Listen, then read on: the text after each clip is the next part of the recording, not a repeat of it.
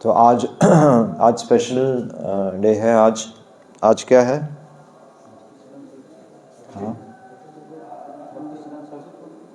नहीं, आज मध्वाचार्य का डिसिपेंस डे। अप्रकट हुए थे आज के दिन एक्चुअली। तो मध्वाचार्य कौन है? शिला प्रभुपाद ने कहीं लिखा है मध्वाचार्य के बारे में? हाँ हाँ, भक्ति रसामृत सिंधु में जाने से पहले भगवत गीता है। भगवत गीता में जो शुरू में गुरु परंपरा दी है ना, तो हमारी गुरु परंपरा का नाम क्या है? हमारे वैष्णव स्कूल का नाम क्या है? 4 वैष्णव स्कूल्स है ना, 4 वैष्णव संप्रदाय हैं। तो उसमें हमारी संप्रदाय कौन सी है? ब्रह्म मध्वा गौड़ीय वैष्णव संप्रदाय। तो हर शब्द का अर्थ है। तो ब्रह्म मतलब ब्रह्मा जी, ब्रह्म या ब्रह्मा जी बोलते हैं। तो ब्रह्मा जी से जो ज्ञान आ रहा है, मतलब भगवान कृष्ण ने जो ज्ञान किसको दिया? सबसे पहले ब्रह्मा जी को दिया। ब्रह्मा जी ने ज्ञान किसको दिया? नारद मुनि को।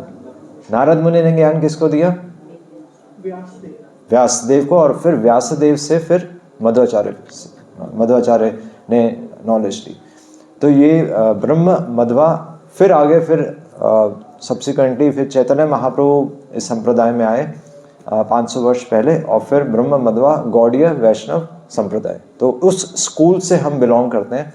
तो इसलिए मध्वाचार्य एक्चुअली हमारे फाउंडर आचार्य, प्रवर्तक आचार्य हैं हमारे इस वैष्णव स्कूल के।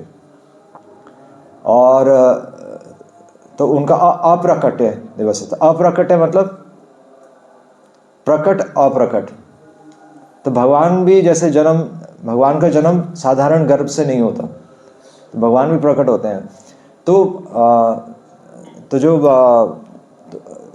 भगवान के जो शक्तिवेश अवतार होते हैं, तो जो भगवान जिनको स्पेशल एम्पावर करते हैं, जिनको शक्ति प्रदान करते हैं कि वो जीवात्मा के जीवन में कुछ परिवर्तन लेकर आए, है ना, विशेष, बल्कि केवल किसी एक जीवात्मा के नहीं, पूरे विश्व में एक सिद्धांत को स्थापित करने के लिए भगवान कुछ विशेष जीवात्माओं को नीचे भेजते हैं। और इसलिए वो अपने जीवन में कुछ ऐसी लीलाएं करते हैं या कुछ ऐसे क्रियाएं करते हैं जो कि एक्स्ट्राऑर्डिनरी होते हैं, एक्स्ट्राऑर्डिनरी। तो इसलिए तो उनका प्रकट और अप्रकट होता है। उनका साधारण, हमें लग सकता है कि साधारण क्रियाएं चल रही हैं, पर वो साधारण क्रियाएं नहीं होती। जैसे जिस तरह मध्वाचार्य ने अपने जीवन से भी दिखाया। बचपन से ही उन्होंने अपने जीवन में कुछ मिरेकल्स किए थे। तो 5 वर्ष की उम्र में एक्चुअली, तो 5 वर्ष की उम्र में तो उन्होंने एक वहाँ पर एक असुर था जो कि सांप के रूप में रहता था। तो वो उन्होंने अपने तो पैर के अंगूठे से उसका वध कर दिया था। और आज भी मतलब हम अगर वहाँ पर जहाँ उनका जन्म होता है, पाजिका क्षेत्र कहाँ पर है? उनका जन्म कहाँ पर हुआ था? तो मध्वाचार्य का जन्म सबसे पहले तो पता होना चाहिए भारत में हुआ था। दूसरी बात यह है कि भारत में कहाँ पर हुआ था, कौन से स्टेट में हुआ था? कर्नाटक में। और कर्नाटक में भी कहाँ पर हुआ था? तो दक्षिण जो उनका विभाग है, दक्षिण कन्नड़ा जो डिस्ट्रिक्ट बोली जाती है, यानी कि एक उत्तर कन्नड़ा डिस्ट्रिक्ट है, एक दक्षिण है। तो दक्षिण में जो कि केरल के साथ में लगता है, वहाँ पर उडुपी क्षेत्र है। उडुपी क्षेत्र के पास में फिर पाजिका क्षेत्र है। उडुपी सुना है आपने? उडुपी तो सुना ही होगा, उडुपी कृष्ण। तो जहाँ पर इनका मध्वाचार्य का जो प्रधान मठ जो है वो उडुपी क्षेत्र में था। जो तो हमारा जो कॉलेज था तो वहीं पास 5 किलोमीटर्स वहाँ से था। 5 किलोमीटर था तो उडुपी क्षेत्र से। तो इसलिए हमने वो चीज़ें देखी हुई हैं, मैं बस ये बता रहा था। तो पाजिका क्षेत्र वहाँ से आई थिंक 40 किलोमीटर्स दूर है। वहाँ पर आज भी उनका घर है। और वहाँ पर हम देख सकते हैं उन्होंने जो अलग अलग जो इन्होंने मिरेकल्स किए, तो वो आज भी वहाँ पर प्रिजर्व करके रखे हुए। छोटी सी उम्र में, तो वहाँ पहले दूध के बड़े बड़े हांडियाँ होती थी जो चूल्हे पे गर्म करते थे। तो वो एक बार उनकी माता ने तो ये घड़ों को कवर करने के लिए बोला, तो उन्होंने पत्थर की इतनी बड़ी बड़ी शिलाएं हैं वहाँ पर ना, मतलब कम से कम 30-40 लोग चाहिए होंगे उस शिला को हिलाने के लिए, तो उन्होंने वो घड़े पर रख दी। वो 2 शिलाएं आज भी पड़ी हुई हैं। और आज भी वहाँ पर एक उन्होंने एक वृक्ष है वहाँ पर, तो वो सूख गया था, तो उन्होंने अपनी मतलब पावर दिखाने के लिए उन्होंने उस वृक्ष को उल्टा गाड़ दिया और वो वृक्ष फिर से उगने लगा। वो वृक्ष भी आज है। और फिर एक बार उनके पिता पर ऋण चढ़ गया था, तो उस ऋण को उतारने के लिए वहाँ पर इमली का पेड़ है, तो उस इमली के पेड़ के जो बीज होते हैं, इमली के जो बीज होते हैं, तो वो उन्होंने बीज लिए और उस व्यक्ति को दिए जो कि सोने के सिक्के में बदल गए, सोने की मणियों में। तो ये वहाँ पर वो इमली का वृक्ष अभी भी है, ये वृक्ष अभी भी है। एक डंडा है जो उन्होंने वहाँ गाड़ कर, मतलब वहाँ तो नहीं, वो तो कोयम्बटूर के पास में है।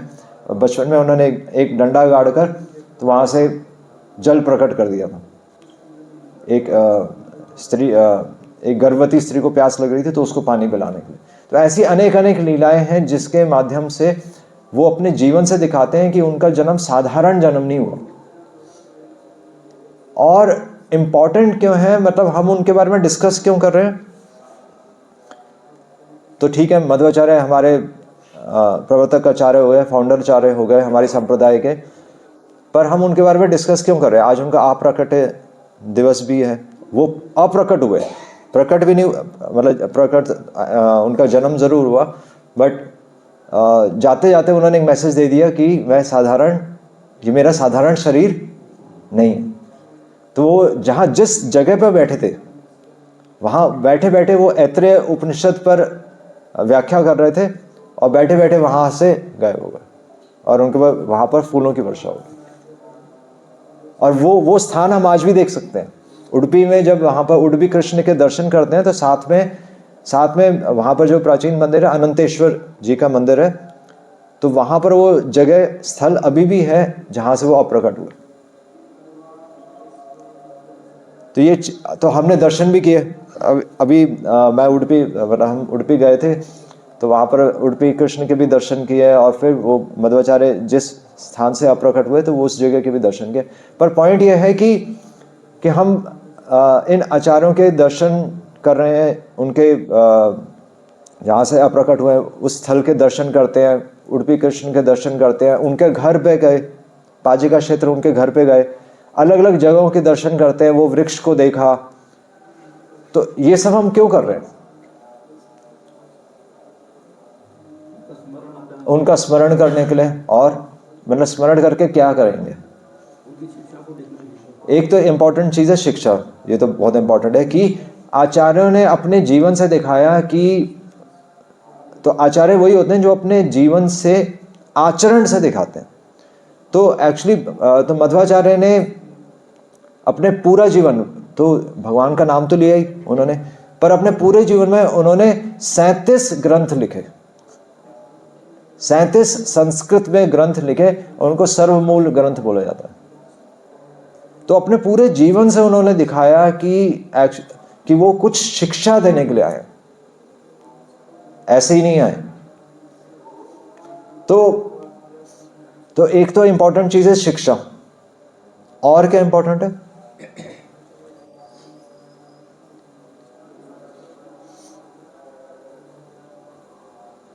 और हम क्यों डिस्कस कर रहे हैं उनके बारे में? मतलब उनका प्राकट्य, उनका अप्राकट्य दिवस हम सेलिब्रेट करते हैं। अभी अद्वैत आचार्य जी का भी प्राकट्य दिवस था, तो हम बल्कि वो अप्रकट हो गए, ये उनका डिसिप्लिन्स डे पर हम सेलिब्रेट करते हैं। ऐसा नहीं कि हम, मतलब किसी व्यक्ति का कोई चला जाता है तो उसकी बरसी मनाई जाती है, नहीं। पर जब आचार्य जाते हैं तो हम खुश होते हैं, क्योंकि वो हमारा उद्धार करने के लिए आए थे और वो भगवान के धाम वापस जा रहे हैं। तो एक्चुअली डिसिप्लिन्स डे भी उतना ही ब्लिसफुल है जितना कि उनका प्राकट्य दिवस। तो क्योंकि वो एक साधारण जीव नहीं है, वो हमारी तरह अपने कर्मों के फल से इस संसार में नहीं आ रहे। वो बद्ध जीवात्माओं को मुक्त करने के लिए, उनको शिक्षा देने के लिए आए हैं। और आज का दिन हम उनका स्मरण इसलिए करते हैं ताकि हम ये समझ सकें कि वो आए क्यों थे। और उससे भी ज़्यादा इम्पोर्टेंट है कि एक्चुअली शुरू में जब हम ये क्लासेस सुनते थे कि आज इसका अपीयरेंस डे है, आज ये मतलब आचार्यों का या भक्तों का अपीयरेंस डे, डिसअपीयरेंस डे, तो उसमें इतने सारे नाम आते थे, नहीं उनके पिता का नाम क्या है, उनकी माता का नाम क्या है। तो हमेशा मैं सोचता था कि इतने सब नाम का करना क्या है। तो बड़े वर्षों के बाद फिर मतलब हमने लेक्चर्स में ही सुना कि क्या करना इतने सारे नाम, मतलब इतने सारे नाम हमें याद क्यों रखने, या वो वहाँ पैदा हुए हमें पता क्यों होना चाहिए। उनके फैमिली के बारे में, वो क्या लैंग्वेज बोलते थे, ये सब क्यों पता होना चाहिए, क्यों चाहिए हमें। मतलब ये तो लगता नहीं, तो हमें क्या करना, हमें तो बस हरे कृष्णा भैया भगवान की लीलाएं सुने और सेलिब्रेट करें फेस्टिवल्स। आचार्यों के बारे में, उनके परिवार के बारे में, उनके शिष्यों के बारे में इतने नाम, मेरे को तो हमेशा से टेंशन होती थी, मैंने कहा इतने सारे नाम है कभी याद नहीं होंगे पर फिर भी हम क्यों सुन रहे हैं, इसका आंसर कहाँ है, नहीं पता। परिवार के माध्यम से ही प्रकट हुए।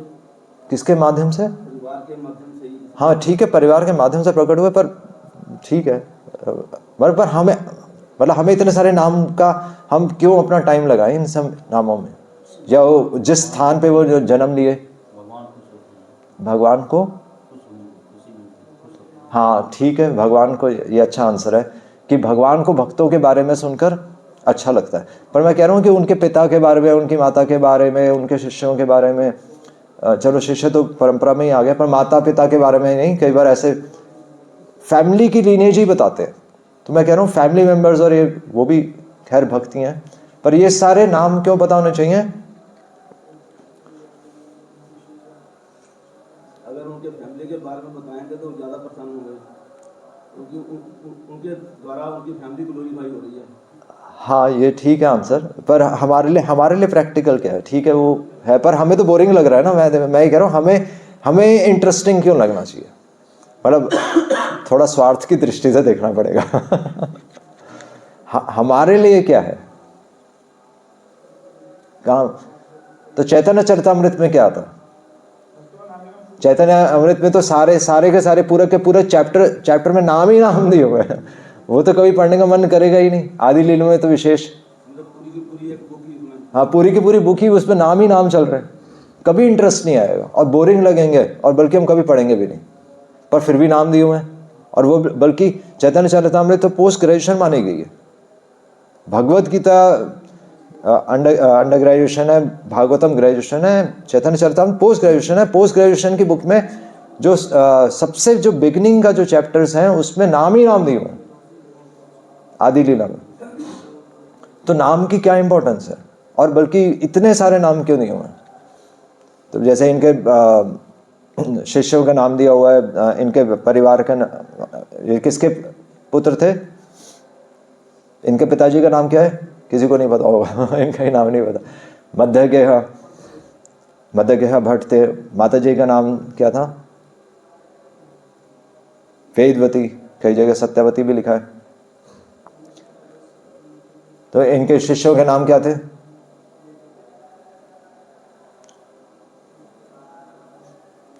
जय तीर्थ। तो आगे जो लीनेज में आ रहे हैं अक्षोभ्य तीर्थ, तो अलग अलग ऐसे ऐसे नाम जो आ रहे हैं। तो इन नामों की सिग्निफिकेंस है, क्या सिग्निफिकेंस है? चैतन्य चरितामृत में क्या, आप क्या कह रहे थे? हाँ, शुद्ध करता है। एक्चुअली भगवान के नाम से भी ज्यादा भक्तों का नाम शुद्ध करता है, या फिर हम कह सकते हैं कि भगवान के भक्तों का नाम उतना ही पावरफुल है जितना भगवान का नाम, पर अभी हम रियलाइज नहीं कर पा रहे। जैसे हम नरसिंह आरती भी गाते हैं तो क्या कहते हैं? प्रहलाद आह्लाद दायिने, तो नरसिंह भगवान को अगर प्रसन्न करना हो तो हम किसका नाम ले रहे हैं? प्रहलाद महाराज का नाम ले रहे हैं। और प्रहलाद महाराज का नाम ले रहे हैं तो हम लास्ट में क्या बोलते हैं? श्रील प्रभुपाद की जय। नहीं, तो धीरे धीरे एक्चुअली हम देखेंगे जैसे जैसे भक्ति में हम अग्रसर करेंगे, भक्ति में थोड़ी सी प्रगति होगी, वैसे वैसे भक्तों का नाम ज्यादा इंपॉर्टेंट हो जाएगा, है ना। भगवान की लीलाएं तो अभी सबको आकर्षित करती हैं, पर भक्तों का नाम अभी आकर्षित नहीं करेगा। तो ये क्या है? ये क्या है? कनिष्ठ अधिकारी। कनिष्ठ अधिकारी को भगवान के विग्रह सुंदर लगेंगे, पर भक्तों के साथ उसका भक्तों का व्यवहार अच्छा नहीं लगेगा। पर चैतन्य चरितामृत क्या है कि भक्तों का व्यवहार चाहे इलॉजिकल भी हो, अच्छा लगेगा। या भक्त आपस में अगर कोई गलती भी करे तो वो भगवान से रिलेट कर पाएगा। सर्वभूतेषु यह पश्चेत, कि एक एक चीज हम देख पाएंगे कि वो भगवान से किस तरह संबंधित है। तो इसी प्रकार जब आचार्यों का नाम लिया जाता है, जैसे मध्वाचार्य के बारे में तो पढ़ लेंगे, पर उनके परिवार के बारे में हम ज़्यादा नहीं जानना चाहेंगे। तो हम एक्चुअली इन नामों के माध्यम से हम उनकी शिक्षाओं को और हम आदर दे रहे हैं, क्योंकि उनकी शिक्षाएं बता रही हैं, या भगवान खुद ही बता रहे हैं कि जो अपने आप को मेरा भक्त कहता है वो मेरा भक्त नहीं है, जो मेरे भक्तों का भक्त है वो मेरा भक्त है। और चैतन्य चरितामृत ये प्रमाण है, कृष्णदास कविराज गोस्वामी उसमें लिख रहे हैं कि ये सारे नाम जितना भगवान का नाम शक्तिशाली है, उतना ही ये भक्तों का नाम भी उतना ही शक्तिशाली है। तो ये इंपॉर्टेंट है। और हम ये चर्चा इसलिए भी हम उनके बारे में जानना इसलिए चाहते हैं, उनका घर कहाँ था, उनके माता पिता कौन थे, क्योंकि इससे हमें एक और चीज़ पता चलती है। इससे हमें एक्चुअली विश्वास आता है कि ये जीवात्माएं वास्तव में संसार में आई थी। मतलब ऐसे हमें लगता है ना कि ये तो महान आत्माएं हैं, ये इनका जीवन कुछ और था, हमारा जीवन कुछ और था, पर ऐसा नहीं है। क्योंकि आप श्रील प्रभुपाद का जीवन देख लीजिए, आप भक्ति सिद्धांत सरस्वती महाराज का जीवन देख लीजिए, आप भक्ति विनोद ठाकुर का जीवन देख लीजिए। आज भी भक्ति विनोद ठाकुर जी का घर है, और तो भक्ति विनोद ठाकुर भी कह रहे हैं कि मैं कई बार मैं खाते खाते मेरा पेट खराब हो जाता था। अब भक्ति विनोद ठाकुर और बल्कि भक्ति विनोद ठाकुर तो शुरू में भक्ति के प्रति आकर्षित भी नहीं थे। वो तो बाद में, वो पहले एक स्कॉलर थे और वो नॉर्मल बुक्स लिखते थे। भगवान के भक्ति के प्रति तो बाद में आकर्षित हुए। तो उनके जीवन से हमें पता चलता है कि एक्चुअली उनका जीवन भी एक वो अपने जीवन से हमें दिखा रहे हैं कि देखो, साधारण व्यक्ति भी ट्रेनिंग लेकर वो दक्ष बन सकता है, वो भक्ति वास्तव में शुद्ध भक्ति कर सकता है। श्रील प्रभुपाद भी कह रहे हैं, श्रील प्रभुपाद भी कह रहे हैं कि मैं भी कॉलेज के दौरान तो मुझे भी किसी से प्रेम हो गया था। श्रील प्रभुपाद भी कह रहे हैं, मेरे को तो मेरे पिताजी ने मेरे इच्छा मतलब वो किसी और से शादी करना चाहते थे। तो ये सब क्या है? श्रील प्रभुपाद के जीवन अगर हम ध्यान से देखेंगे तो आपको लगेगा बिल्कुल नॉर्मल चल रहा है। श्रील प्रभुपाद बिजनेस करके तो जैसे हम मंदिर को सपोर्ट करते हैं ना, काफ़ी भक्त कहते हैं कि हम मंदिर को सपोर्ट करें। श्रील प्रभुपाद भी यही कर रहे थे कि मैं पैसा कमाऊंगा, और प्रभुपाद ने पूरा प्रयास किए कि पूरे भारत में उनकी फार्मेसी फेमस हो जाए।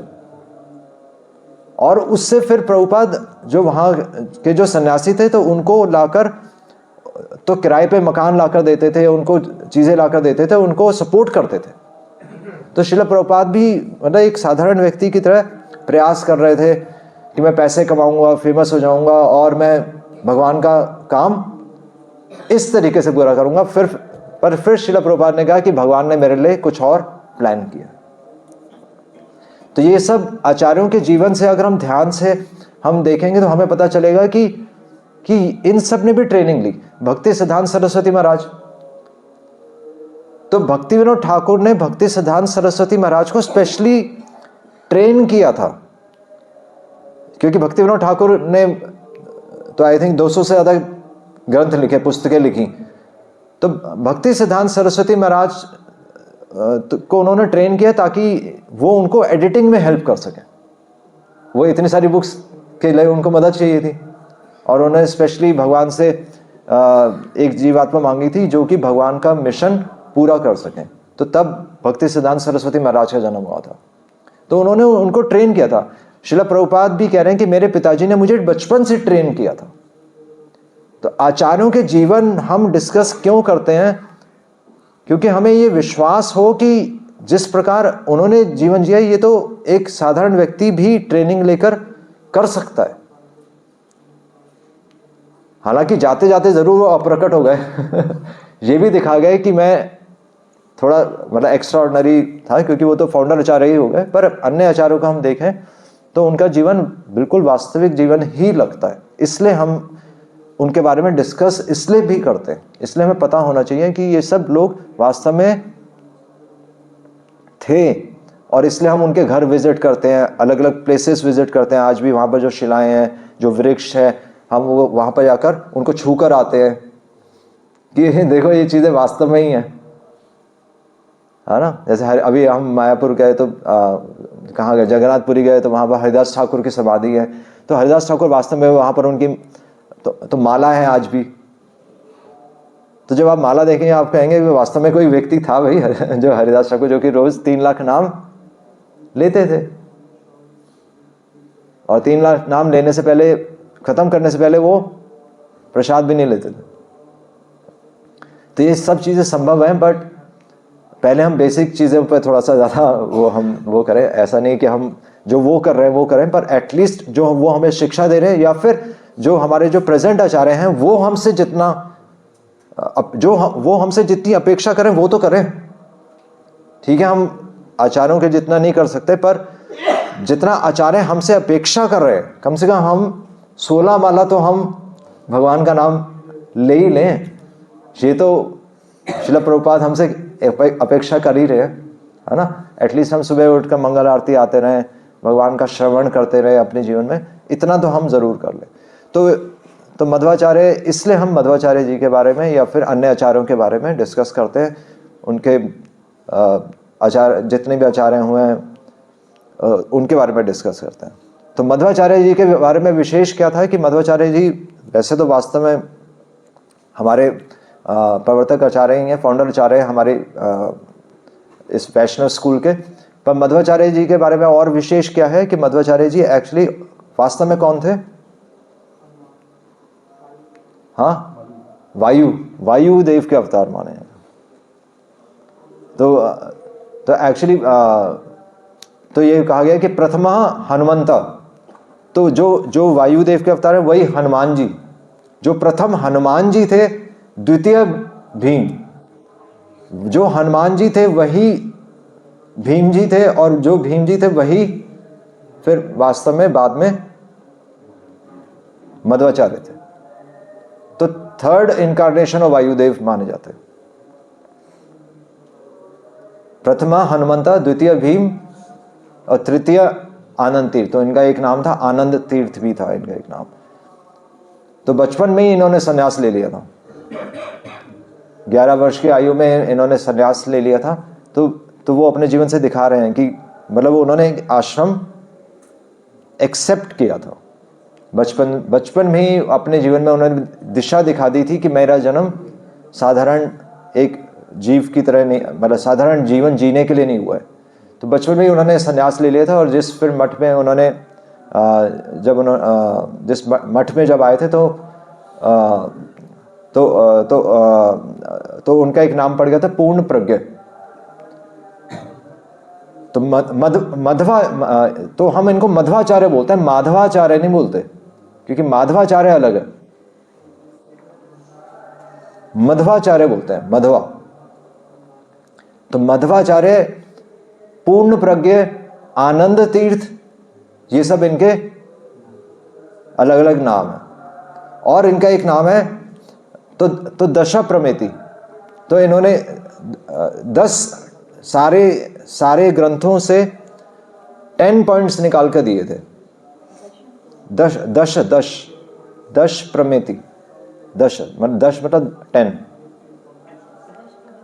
प्रमेति। तो 10 पॉइंट्स दिए थे जो कि कंक्लूजन ऑफ द शास्त्रास था। और इसी दश प्रमेति पे सब्सिक्वेंटली फिर बलदेव विद्याभूषण जी ने भी और फिर भक्ति विनोद ठाकुर ने तो दश मूल तत्व जो कि बहुत फेमस बुक है दश मूल तत्व, तो वो फिर भक्ति विनोद बलदेव विद्याभूषण जी ने भी 10 पॉइंट्स पे लिखा है। और सब्सिक्वेंटली भक्ति विनोद ठाकुर जी ने भी इन्हीं 10 पॉइंट्स पे दशमूल ग्रंथ फिर हमें दिया है, जो कि हमारे इस वैष्णव स्कूल के सिद्धांत को स्थापित करता है। और वो अपना जीवन पूरी क्या शिक्षा देकर गए? अपने पूरे जीवन से उन्होंने शिक्षा दी, 37 सर्वमूल ग्रंथ दिए। सर्वमूल ग्रंथ मतलब जो उनका पूरा जो ये बैगेज था ये ग्रंथों का संस्कृत के, पर उसमें से दिया क्या उन्होंने? अगर हम 10 पॉइंट्स की बात करें तो 10 पॉइंट्स में से कुछ पॉइंट्स तो हमें पता होने चाहिए। तो उनके प्रधान पॉइंट्स क्या थे? वो क्या अपने जीवन से क्या दिखाने के लिए आए थे, क्या शिक्षा देने के लिए आए थे? सबसे पहली बात तो सुप्रीम कौन है? अच्छा, आप मध्वाचार्य जी की तस्वीर अगर आप देखें तो कैसे पहचानेंगे कि मध्वाचार्य जी हैं? क्योंकि सारे हेड शेव होंगे, सबने सैफरन पहना होगा, सब सन्यास डंडा लेकर बैठे होंगे, तो मध्वाचार्य जी को कैसे पहचानेंगे तस्वीर में? कैसे पहचानेंगे? नहीं पता यार ये तो हाँ मध्वाचार्य जी ऐसे नहीं करना मध्वाचार्य की कभी भी तस्वीर देखेंगे तो हमेशा वो ऐसे बैठे, मतलब सैफरन क्लोथ्स तो होंगे, हेड शेव और शिखा होगी, पर साथ में वो ऐसे बैठे होंगे। तो ये उनका सिद्धांत वो हमें समझाने के लिए आए थे कि वो ऐसे क्यों बैठे। तो 2 फिंगर्स क्या सिग्निफाई करती हैं? 2 उंगलियां। हाँ, दो मतलब द्वैत। तो द्वैत मतलब कि 2 चीजें। तो 2 चीजें क्या हैं संसार में? आत्मा परमात्मा। आत्मा परमात्मा बोल तो एक आत्मा है और एक परमात्मा है। तो एक आत्मा है एक परमात्मा है। तो इससे क्या पता चलता है कि 2 अलग अलग चीजें, ये कभी एक नहीं है, 2 इसमें भेद है। आत्मा और परमात्मा कभी भी एक नहीं हो सकती, जो कि मायावाद का सिद्धांत है कि आत्मा परमात्मा एक हो जाती है। तो वो एक है, उसको बोलते हैं अद्वैत। तो अद्वैतवाद का खंडन करने के लिए, मायावाद खंडन करने के लिए मध्वाचार्य जी का जन्म हुआ था। और सिर्फ इतना नहीं कि आत्मा परमात्मा द्वैत है, और क्या इसमें इंपॉर्टेंट चीज है इन 2 उंगलियों से? आत्मा परमात्मा अलग अलग है, पर और हमेशा आत्मा परमात्मा पर निर्भर है। ये बहुत इंपॉर्टेंट चीज है कि आत्मा कभी भी परमात्मा नहीं बन सकती, वो कभी भी एक नहीं हो सकती, ना क्वांटिटी में और ना क्वालिटी में। क्वांटिटी में तो एक हो ही नहीं सकती, और क्वालिटी में भी जो भगवान जिस आनंद का अनुभव करते हैं वो जीवात्मा उस आनंद का अनुभव नहीं कर सकती। मायावाद कहता है कि एक घड़ा था, घड़े के अंदर जिस प्रकार हवा होती है तो घड़ा टूट जाता है तो वो हवा में परिवर्तित हो जाता है, पर ऐसा नहीं है, क्योंकि नित्यो नित्यानाम चेतनस चेतनानाम, कि नित्य है। जिस प्रकार भगवान भी भगवद गीता में क्या कह रहे हैं कि अर्जुन तुम हमेशा से रहे हो और मैं भी हमेशा से रहा हूं, बट तुम अपना जीवन, अपने पुराने जीवन भूल चुके हो। भगवान खुद भगवद गीता में कह रहे हैं। तो आत्मा का कभी नाश नहीं होता, आत्मा हमेशा से है, पर आत्मा हमेशा भगवान पर निर्भर है, भेद है। तो ये बहुत इंपॉर्टेंट चीज है। तो इसलिए तो उन्होंने तो इसको बोलते हैं द्वैतवाद, जो कि मायावाद के बिल्कुल विपरीत है। और इसलिए उन्होंने बोला कि आत्मा तो जीवात्मा और परमात्मा में फर्क है, भेद है, परमात्मा और जीवात्मा में भेद है, जीवात्मा जीवात्मा में भी भेद है, कि सारी जीवात्माएं भी एक नहीं है, कि हर जीवात्मा का अपना अपना अकाउंट है। ऐसा नहीं कि हम सब बाकी सब एक हो जाएंगे, नहीं, हर किसी का अपना अकाउंट है, यानी कि हर किसी को अपना प्रयास करना पड़ेगा और हर किसी का अपना संबंध है भगवान से, और हर किसी को जो आनंद का अनुभव हो रहा है वो उसकी उड़ान पर निर्भर करता है। जिस प्रकार हर पक्षी की अपनी उड़ान होती है, अब एक पक्षी की उड़ान दूसरे पक्षी की उड़ान तो सेम नहीं है, उसी प्रकार हर व्यक्ति का अपना प्रयास है और उस प्रयास के अनुसार ये यथा माम प्रपदन्ते, उस प्रयास के अनुसार ही उसे भक्ति मिलेगी। तो इसलिए परिवार में अगर वाइफ डिवोशन कर रही है तो देखा जाता है तो हस्बैंड जरूरी नहीं कि भक्ति करे, या वो अकाउंट शेयर नहीं होता, हर किसी को अपना प्रयास करना ही पड़ेगा। माता पिता अगर भक्ति कर रहे हैं तो बच्चे को अपना प्रयास करना ही पड़ेगा, मैक्सिमम उसे सुकृति मिल सकती है। या फिर उसे अगर वैष्णव परिवार में जन्म किसी ने लिया है तो उसे बचपन से अवसर मिलेगा भगवान का नाम सुनने का, है ना।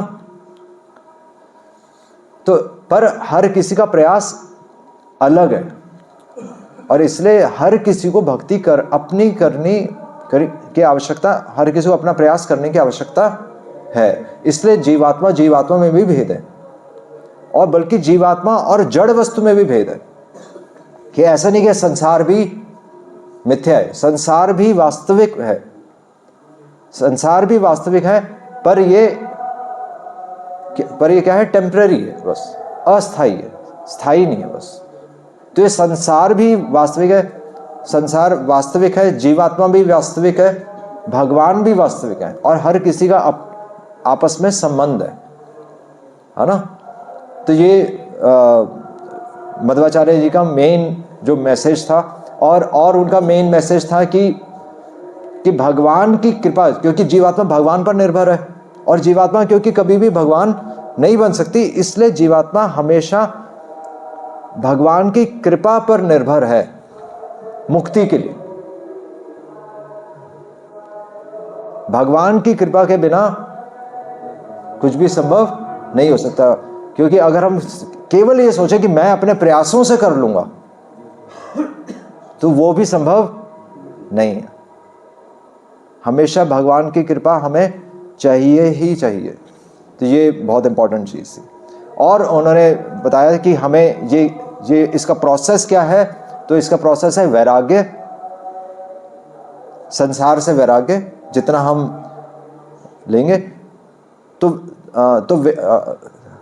स्वाध्याय कि शास्त्रों का अध्ययन, ये बहुत जरूरी। हम सुनकर ही तो समझ रहे हैं, तो ये शास्त्रों का ज्ञान ही ले रहे हैं, तो शास्त्रों के ज्ञान से ही पता चल रहा है कि हम भगवान नहीं बन सकते, है ना। तो इसलिए उन्होंने बताया, इसलिए उन्होंने ग्रंथ भी लिखे, उन्होंने अपने जीवन से बताया देखो नॉलेज लेना जरूरी है, पर हाँ भगवान की कृपा मत भूलना, और बल्कि सब कुछ ज्ञान भी नहीं है, क्योंकि ज्ञान से भी ऊपर भगवान की कृपा है। चैतन्य महाप्रभु ने भी दिखाया कि एक अनपढ़ ब्राह्मण था, तो चैतन्य महाप्रभु ने दिखाया कि अनपढ़ ब्राह्मण भी भगवद गीता का ज्ञान समझ गया था अगर भगवान की कृपा हो तो। पर उसके लिए किसकी जरूरत है? शरणागति की जरूरत है ना, क्योंकि उस अनपढ़ ब्राह्मण ने अपने गुरु की शरण ली थी और अपने गुरु के निर्देश पर ही वो कार्य कर रहा। तो अगर हम शरण ले लेंगे तो भगवान की कृपा आएगी। और इसलिए आप देखेंगे शरण किसकी, केवल भगवान की नहीं लेनी, शरण गुरु की लेनी होती है। तभी हम मंगल आरती में क्या गाते हैं, सबसे इंपॉर्टेंट, जैसे हम भगवान की स्तुति से स्टार्ट करते हैं, है ना, श्री विग्रह आराधना धन्य नित्य नाना श्रृंगार तन मंदिर में अर्चना दो। तो भगवान की स्तुति पर लास्ट में क्या आ रहा है, यस्य प्रसादाद भगवत प्रसादो। विश्वनाथ चक्रवर्ती ठाकुर लिख रहे हैं कि गुरु की कृपा के बिना भगवान के दर्शन भी नहीं हो सकते। तो शरणागति प्रोसेस है, स्वाध्याय गुरु के सानिध्य में होना चाहिए, इंडिपेंडेंट स्वाध्याय नहीं है। और इसके लिए ज़रूरी है इंद्रिय संयम, सेंस कंट्रोल। तो ये कुछ विशेष पॉइंट्स थे जो हमारे जीवन में शिक्षा मध्वाचार्य हमें बता रहे हैं कि अपने जीवन में हमें कुछ चीज़ें बिल्कुल स्पष्ट होनी चाहिए और उसके लिए प्रयास कैसे करना है। शरण लेनी है आचार्यों की, गुरु की शरण लेनी है, इंद्रिय संयम करना है, सेंस कंट्रोल करना है। उससे पता चलेगा हमारे जीवन में थोड़ा वैराग्य होना चाहिए, यज्ञ होना चाहिए, सैक्रिफाइस होना चाहिए और भगवान की प्राप्ति भगवान की कृपा से ही होगी। नहीं, बिल्कुल सरल है ना ये सब चीज़ें। अगर आप किसी भी धर्म में जाएंगे तो ये क्या है, इसको बोलते हैं समन्वय, इसको बोलते हैं निष्कर्ष, इसको बोलते हैं कंक्लूजन। इसलिए उनका एक नाम समन्वय तीर्थ भी था, क्योंकि उन्होंने कंक्लूजन दिया शास्त्रों का कि भगवान को प्राप्त करने का सही मार्ग क्या है। और बल्कि तो मध्वाचार्य एक बार वहाँ, जब हम अभी उडुपी के पास में वहाँ पर मालपे बीच है, समुद्र का किनारा जो है होता है, तो मालपे बीच में एक बार वहाँ पर मध्वाचार्य भगवान की स्तुति लिख रहे थे। तो वहाँ पर दूर से उन्हें एक शिप, जहाज तूफान में घिर गया था। तो वहाँ पर उन्होंने दूर से इशारा किया और उस तूफान को मतलब वहाँ जो कैप्टन था तो उन्होंने इशारों से ही उस जहाज़ को उस तूफान से बचा दिया।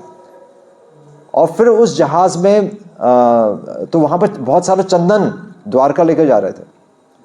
तो वो चंदन फिर उस कैप्टन ने मध्वाचार्य जी को भेंट किया। और वो चंदन कोई मतलब वो चंदन का जो पीस था, जो टुकड़ा था, पर वो छोटा टुकड़ा नहीं था, वो इतना बड़ा टुकड़ा था कि 30 लोग भी उसको नहीं उठा सकते थे, पर मध्वाचार्य ने उसे उठा लिया था। और उस चंदन के टुकड़े जब वो टूटा तो उसके अंदर से क्या निकले, उसके अंदर से उडुपी कृष्ण निकले। और ये उडुपी कृष्ण की जो मूर्ति है तो बाल गोपाल रूप में ऐसे करके हैं, वो स्टोन के हैं। अभी आज भी हम उनके दर्शन कर सकते हैं, उडुपी कृष्ण में उनके दर्शन होते हैं। तो वो उडुपी कृष्ण, ऐसा माना जाता है कि ये उडुपी कृष्ण स्वयं रुक्मिणी जी के विग्रह हैं। तो वो उन्होंने खुद स्थापित वहाँ पर किए। और उन्होंने जाते जाते जब वो उडुपी कृष्ण को लेकर जा रहे थे तो उन्होंने जो स्तुति गाई उसको बोलते हैं द्वादश स्तोत्र। 12 श्लोकों में उन्होंने भगवान की स्तुति गाई, जो आज भी उडुपी में गाई जाती है। तो ये सब कुछ चीज़ें हैं। और तो ऐसा भी नहीं कि वो कुछ हवा में प्रकट हो गए थे, क्योंकि उन्होंने भी गुरु एक्सेप्ट किए थे। उनके गुरु का नाम था अच्युत प्रेक्ष। तो ये सारी चीज़ें हमें दिखाती हैं कि उन्होंने अपने जीवन में प्रशिक्षण लिया, उन्होंने चीज़ों को समझा और अपने जीवन से जो शिक्षा हमें देने के लिए आए हैं उस शिक्षा पर हमें फोकस करना है। और जितना हम उनके बारे में पढ़ेंगे, जितना हम ऐसे स्थानों पर जाएंगे, उतना हमें यकीन आएगा कि ये वास्तव में जीवात्माएं थीं, है ना। और हम अपने जीवन में उसको हम फॉलो कर सकते हैं। तो ये और सबसे इम्पोर्टेंट बस लास्ट हम एक चीज़ कि पूरा विश्व ने उनको क्यों स्वीकारा, क्योंकि उन्होंने 3 मतलब इतिहास में अगर किसी भी शास्त्रों की अगर प्रमाणिकता देखी जाए, ऑथेंटिसिटी देखी जाए, तो जिसने